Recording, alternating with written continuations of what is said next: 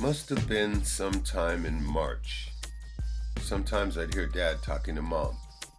It seems like it was mostly at night. It was the time when the snow melts in the daytime and then freezes at night. It was a few nights in a row I could hear Dad saying something to Mom. I'd just calm myself down and try to go sleep. But it would seem like I could hear Dad as clear as if we were in a crystal ball or a bubble. He was saying that we'd have to go to Flat, and we would have to go at night. At night? We couldn't see anything. But then I heard the answer. It was when the wolves started howling. And it was why our dogs were not howling. It was not far away. Dad said that it was a scout wolf. And now it was acting as a sentinel wolf. It had found prey and was calling the pack to food. These wolves were starving. There had been plenty for them to eat just a couple years before. Then they had multiplied to offset the balance. And now there were way too many, and they were hunting hard.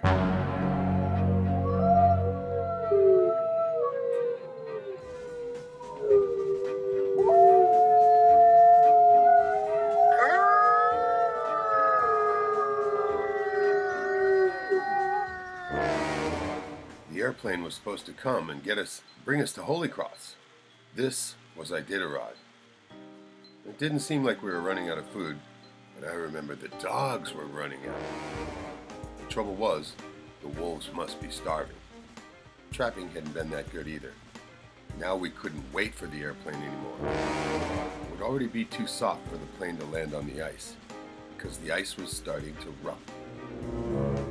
Mom was not for it at all. She was against it, thinking that the plane would come late in the afternoon when the ice was starting to freeze, and it would be easy to take off then, slick and fast. But Dad said the plane would have been here by now, and that the pilot was trying to tell him something by not being here already.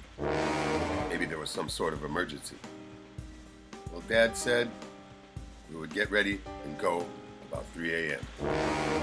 Mom was scared about those wolves.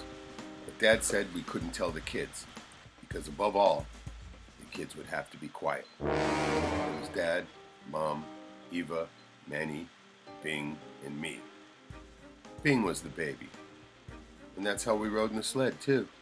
So this meant that I would be in front of the sled. Darn! I really didn't like that spot because if there was wind, it would hit me in the face first. Everyone else would be in a warmer area. But it also meant that I could see everything. If anything could be seen, I'd see it. Okay. So then Dad gave the instructions. After everything was packed up, which wouldn't be very much because we were running, we wouldn't even have the fish to carry it because we were out of food. Wow, this is going to be different. Usually we carried everything with us, and it took us a long time to go anywhere. We were like a snail, carrying everything with us. This time we were running. That's how it would be. Mom would look on the left side of the sled and not look anywhere else. She hardly would have time to blink. She would not look to the right no matter what. Hers was to watch the left side, just a short area, but this was a critical spot for her. Dad would watch the right side. This is the way the wolves operate, and they don't change in the attack. Attack? What the heck is an attack? Did Dad mean those wolves were going to attack us?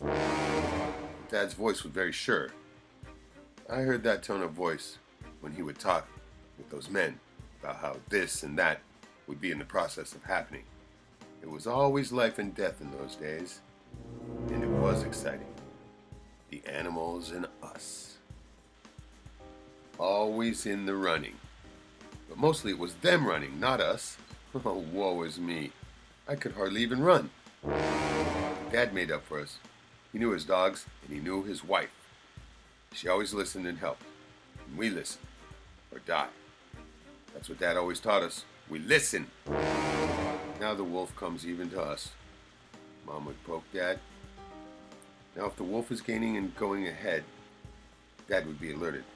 Now if the wolf started to attack the lead dog, Dad would shoot him. Because then the other wolves would stop to gorge on its body. Then we would have a chance to run. Maybe we would have to shoot two of them, because they would come from both sides. But the lead wolf would always attack the lead dog first. That's how they operate. That wolf gets the lead dog, mostly the dog would just lie down, because they know that they were just going to die. So sometimes the wolves are starting to attack, the dogs would just lay down. All of them. Oh God, the dogs would just lay down? I've seen those dogs fight. I've seen them be fearless. I've heard them howling. I helped cook for them. Dad would never let us play with those pups. We couldn't even pet them. He trained them. He found a lead dog. He trained him. He told us that it was important that we never lay a hand on those dogs, because they were his dogs and they needed to listen to him only. They needed to know his voice. We knew his voice too. This is why Dad always kept his hands clean and stuff like that. Always washing his hands. He would always use his own cup. And he wanted us to be like that too. He said they could smell us. He was always thinking about what they thought. Us too. Well, first Dad would put the iron runners on the big sled. Everything else had to stay. So packing things away for next fall time was pretty easy. And then he would rub those iron runners. Man, those runners were fast and slick. You could get into a snowbank real easy with those runners. But that was it. We had to use them and hope to heaven we wouldn't be overturned in the snow. It was melting, so it wasn't firm.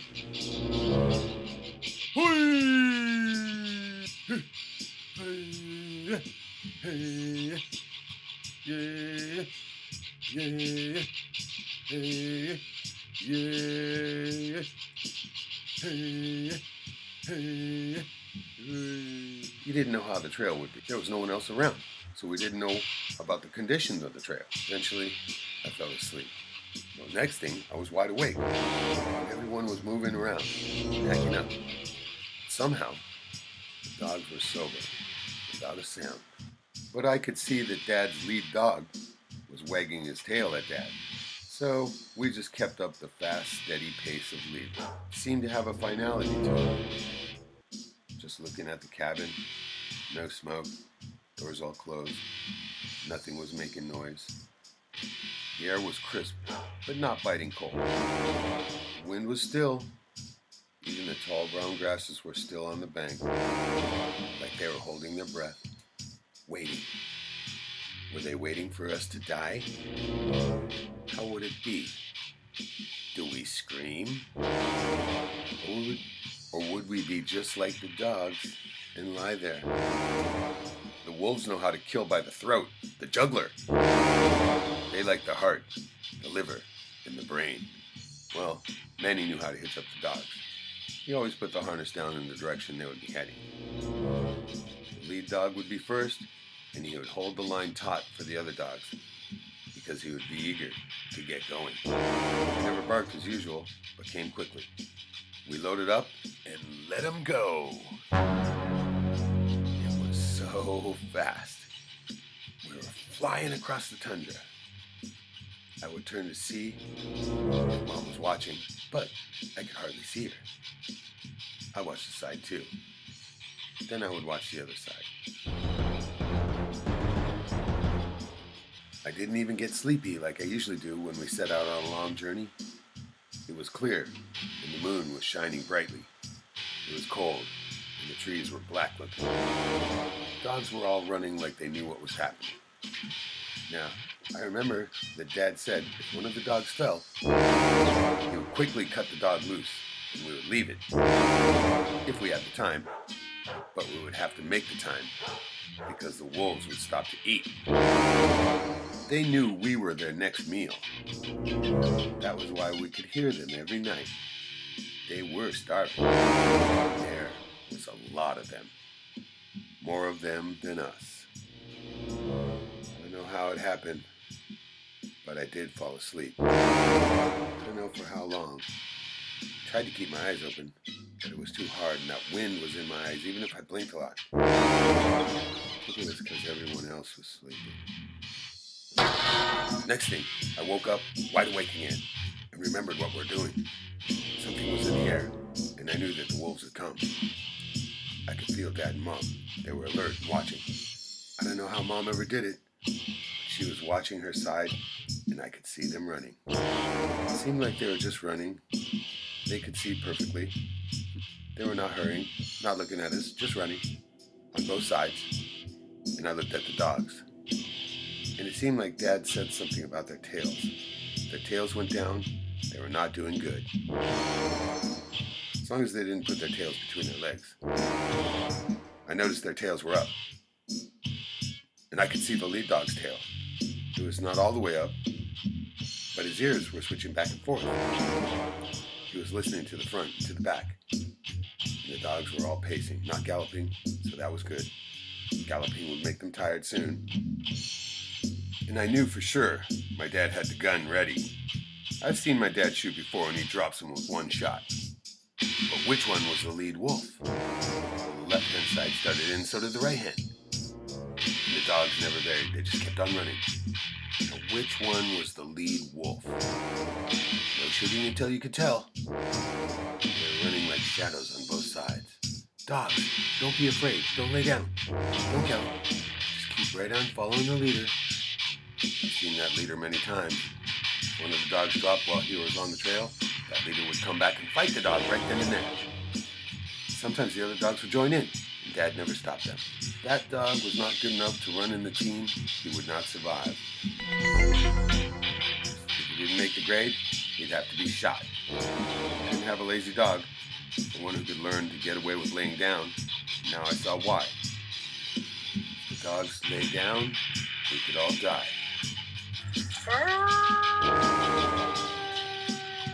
Well, Mom said it was one on the left.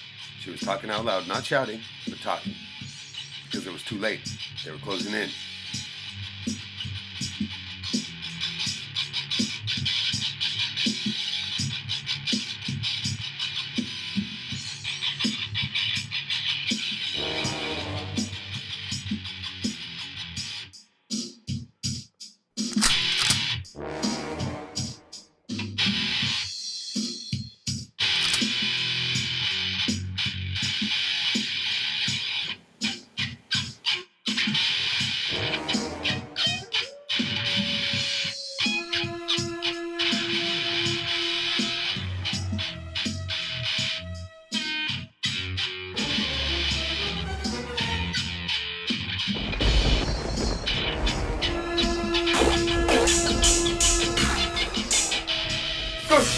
I could use a new wolf hide. Give me a hand.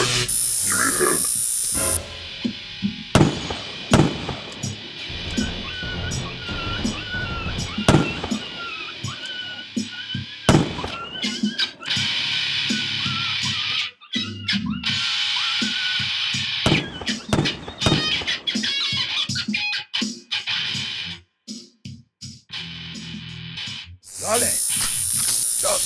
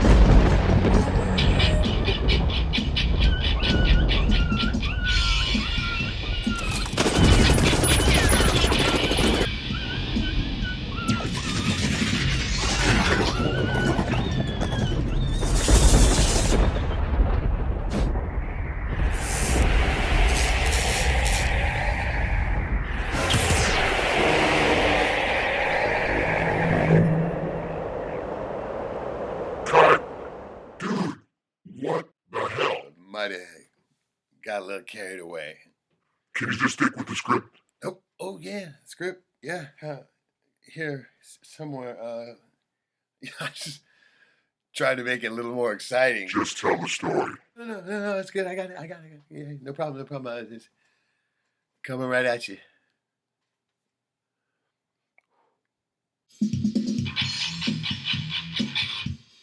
Nick!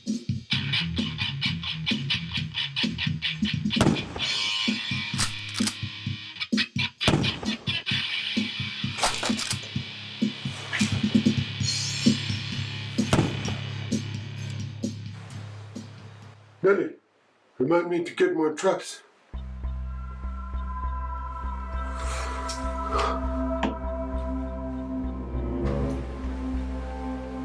Thank you.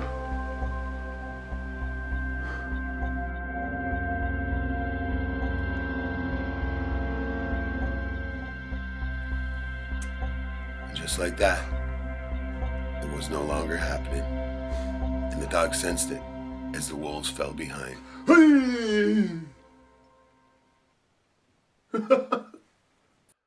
Like I said, my dad drops him with one shot, and with him around, I don't need a guardian angel, because I already have one.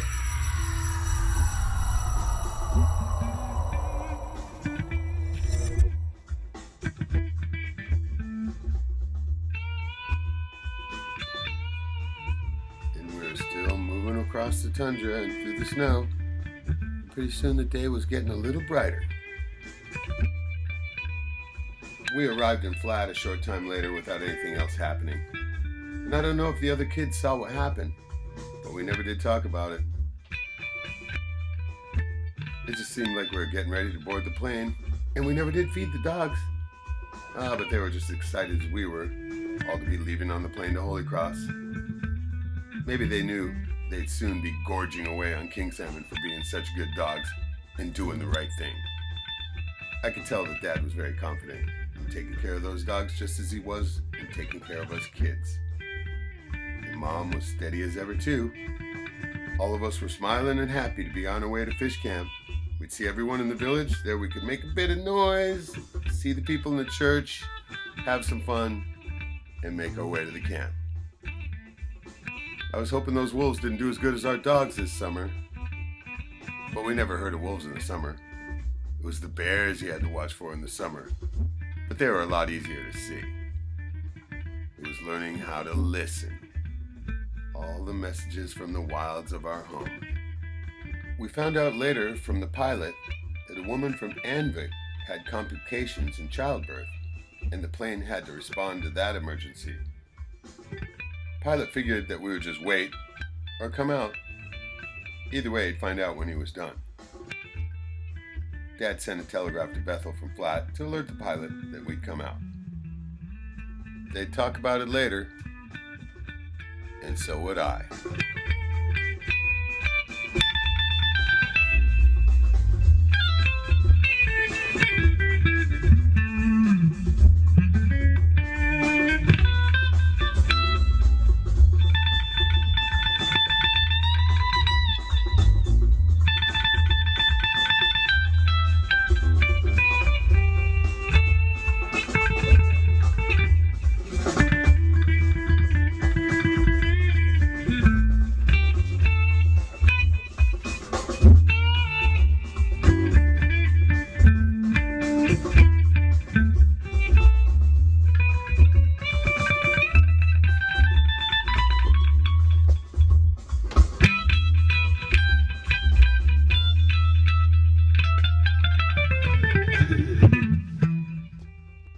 Scene, huh? Check this one out. My mom's own beadwork about the very story we're talking about.